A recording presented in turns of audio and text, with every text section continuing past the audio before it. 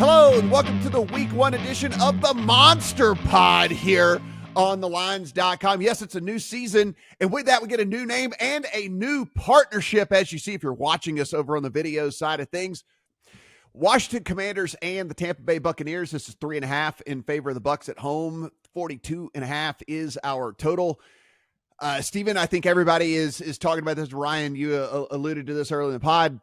Hey, everyone's just waiting on the regression monster to hit the Bucs this season. Listen, they did run on the right side of variance last year. It was an older team that avoided major injury and didn't get that cluster injury type stuff, didn't get like major injury deals at important positions, which, again, just doesn't really happen all that often in the NFL. So sure, they ran on the right side of variance. That's not to say this is going to come back and hit them this year, but I think, if we're just playing what we've seen over the test of time, that probably will be the case. But I'm just more interested in seeing what Jaden Daniels does out there against a real game, against a real team in real NFL, and see if he is as dynamic as he was in his senior season of college. I'll sit back and watch this one. Not really interested in getting involved. The only thing maybe on a Daniels rushing prop, because I do think that given my watching him a decent amount at LSU, I think his pull it and run it bug is going to be a little bit too much at the beginning of the season. I think they will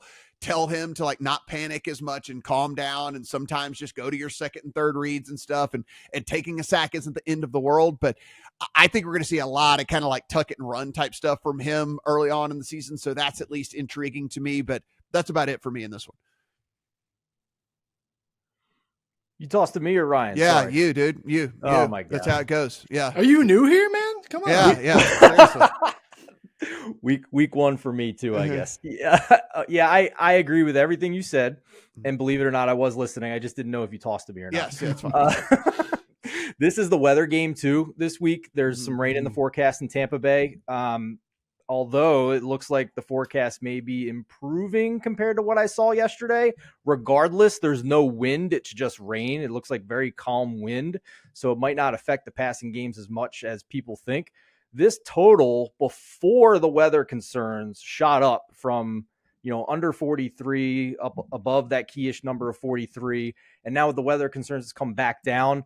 I bet the over. I'm at over 42 in this game. I think the Commanders secondary is really bad. And I am of the belief that Dan Quinn really feasted on some highly talented defensive players in Dallas that I'm not sure is completely not sure it's something he can replicate in Washington with the talent they have there. They're pretty bare in terms of their secondary and also their pass rush. So while I am not bullish on Tampa Bay, and this is not similar to the Saints, this is not a team that I don't think I'm ever going to be lining up to lay more than a field goal with. I do think they're going to be able to move the ball, and Evans and Godwin can eat in this game. And if that happens, then I think you have at least, at worst case scenario, a backdoor here for Jaden Daniels to scramble around and, if needed, get the garbage time points to get over a low total of 42 here. But I'm not even sure that's going to be necessary. I should have pointed out 37.5 is the number out there for Daniels on the rushing total. So I just think that's a little bit too low. Ryan, what say you here? Yeah, I like that angle. I take some alts on that too, because the ceiling's probably pretty high. So you can get some plus money if he approaches 50, which I think could be of interest too. I think probably the angle would be over or nothing for me, just in terms of the spread. I don't have strong feelings. It's going to be, maybe rainy, definitely going to be swampy down there in Tampa Bay at this time of year. You get those Florida games early in the season. The teams, it's warm everywhere for the most part, but it's still hot in Florida and muggy down there too. So that's obviously an angle there too. So you maybe tire defense, especially late in that game where you could see some play breakers and things like that. So kind of a wait and see. Again, two teams I'm not really bullish on overall. I want to kind of see what happens with Jaden Daniels. I think taking away an offensive weapon is concerning, but we had a hard time getting anything out of Dotson for his first couple of years in the league anyway. So yeah, I mean, Tampa Bay was just so good in the red zone defensively last year. Is that sticky? That's not typically sticky year over year for them to be top 3 in terms of red zone points allowed. So I think there probably is some regression there, though Todd Bowles has been another guy that's been able to get more out of his talent over the years. So over or nothing, but I kind of like your ceiling look on Daniels on the rushing side.